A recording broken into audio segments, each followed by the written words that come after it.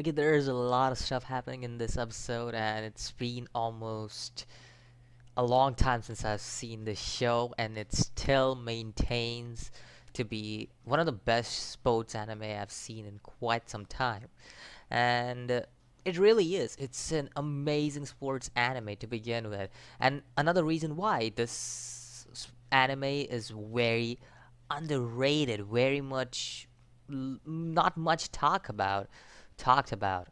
My English. Thank you.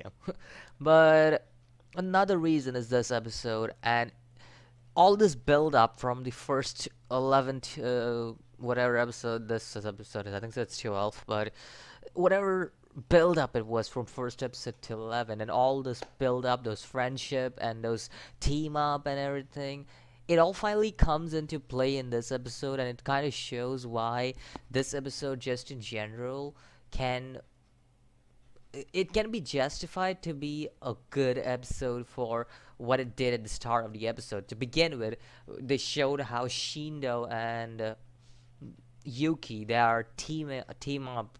The way they teamed up, they kind of just had this uh, exchange between them, I would say, and it's good to see that point too because they were showing that all these development they had in throughout this episode, which is kind of great to see just in general for how well it was put into this episode. Not to mention once Kakeru sent Shindo the signal, they again changed the position to very much to a linear position where they kind of stop the others from getting through, which is another cool thing to see. This is teamwork. This has been established to us in the first 11 episodes of the series, and that's why again, it doesn't just throw away a lot of stuff that's been given to us from this start of the series.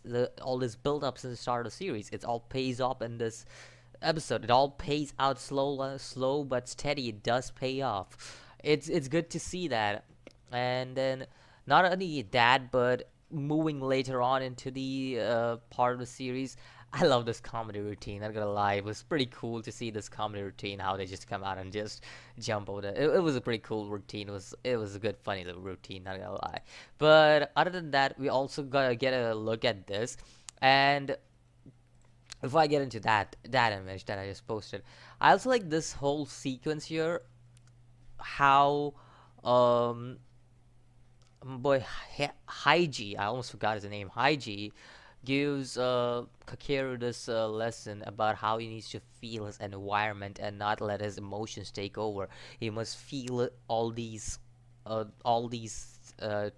things he's doing, and just be very calm and collectful about what he's doing while running, because Kakeru is somebody you can get easily angry. We have seen this since the first episode. He's somebody who can very easily be manipulated to do things, and one of the reasons why Haiji chose him is by manipulating him. One of the ways, not the reasons. One of the ways Haiji chose him was by manipulating him in a way.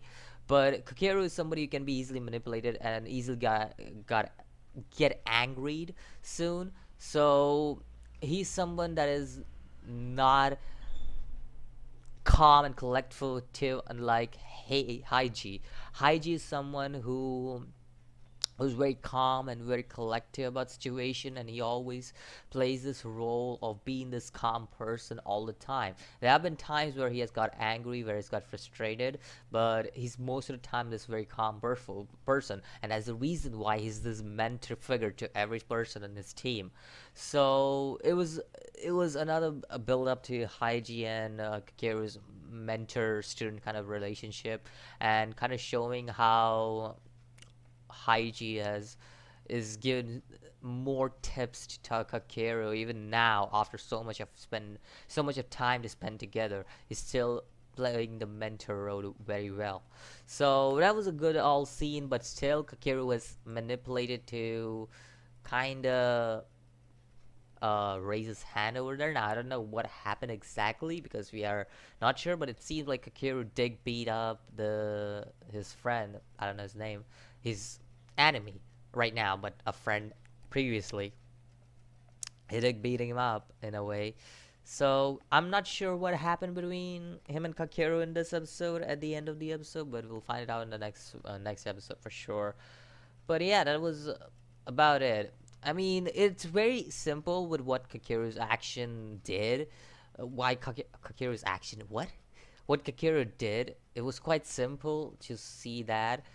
But it's quite simple because if he was manipulated doing this, you can clearly see his friend was clearly manipulating him into like beating him and everything, and he was clearly like, "Want to race? Let's go."